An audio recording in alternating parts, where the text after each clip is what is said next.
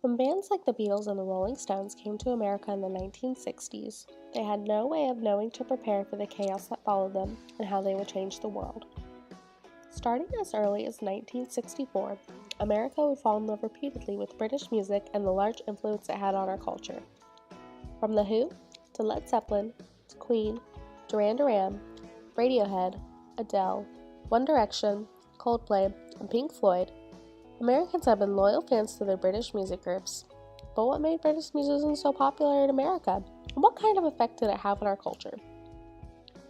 Before the British invasion could begin, the frontrunners of the British invasion had to come of age. British children around this time had a vastly different childhood than their American counterparts. Being in Europe, these children grew up near the front lines of war. Their reality was drab, dark, and dangerous. They heard bombs go off, and some were sent to live somewhere safe. Nearly 4 million homes were destroyed, along with streets, schools, hospitals, and lives. Schools and hospitals worked from Nissen huts, brown, iron, semi-spherical-shaped buildings with concrete floors that were built quickly. Meanwhile, Americans were living a blissfully different life. America was bright, colorful, and thriving with mass production. They were entertained with Hollywood films, Technicolor cartoons, and graphic novels. They looked up to superheroes like Superman, Batman, and Captain America. For them, World War II was about the opportunity to grow as a nation, to make weapons for their allies, and to emerge from the Great Depression as a thriving country. The Ed Sullivan Show was a popular American television program of the time. Anyone who wanted to be anyone was on the show.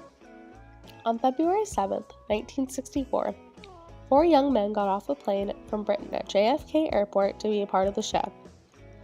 Their names were John Lennon, Paul McCartney, Ringo Starr, and George Harrison.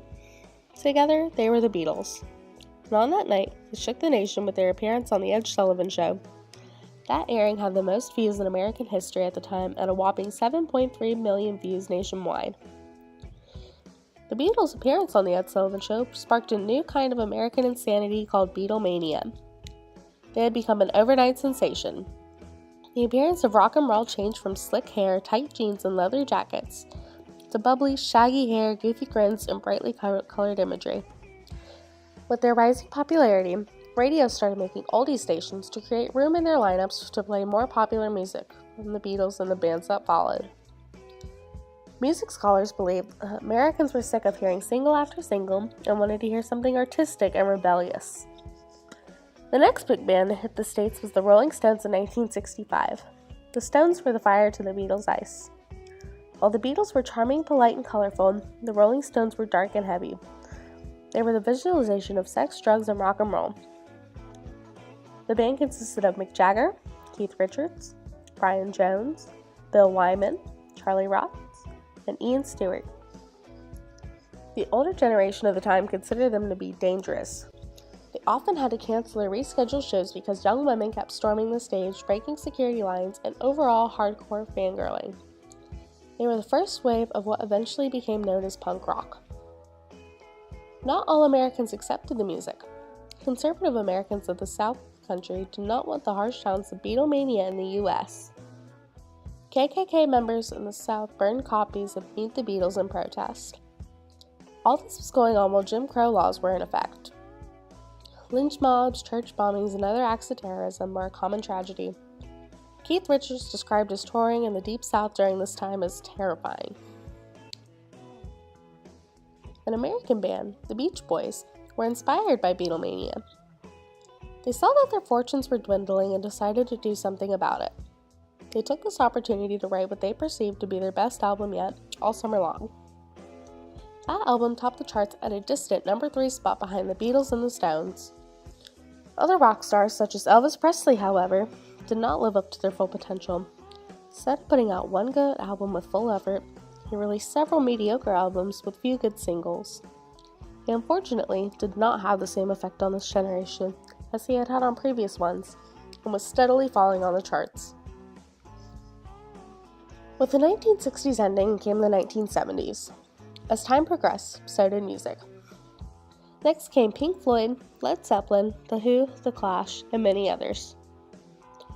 America had fully accepted the first wave of British invasion. In the late 1970s and early 80s, music from the first wave of the British invasion was on the decline. Music videos were becoming popular, and on August 1st, 1981, MTV Music Television aired. MTV produced videos such as Michael Jackson's Thriller, but overall it lacked artists. America turned again to Britain for inspiration, bringing the second wave of the British invasion. Continuing through the 80s, British music continued to have a powerful force on American culture. Artists such as Cyndi Lauper, Madonna, Bruce Springsteen, Guns N' Roses, Tom Petty, and Aerosmith took what they had grown up listening to and becoming a household names as well.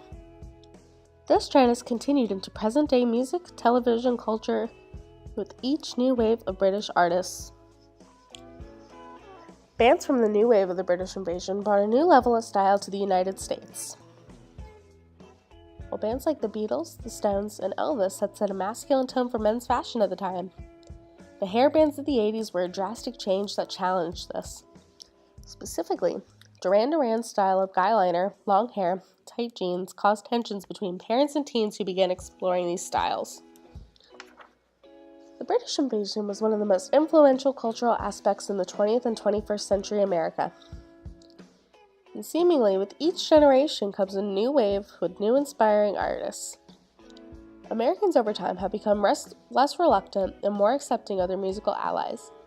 Cross-generational and cultural groups are becoming more popular as well. In recent years, Paul McCartney started singing with 2000s rap artists Kanye West and Rihanna. Their song 4 5 Seconds topped American charts at number 1 in 2015. It was recently announced that member of the British band The Police, Sting, would be making a new single with Florida native Shaggy. The video, set to release soon, was inspired by the hit American TV show Miami Vice. Their goal for now is to become a global hit and to inspire other artists as well. Over time, British artists have continued to influence American culture. The initial hit of the Beatles in 1964 sparked a tidal wave of British artists comes with ebbs and flows with each generation.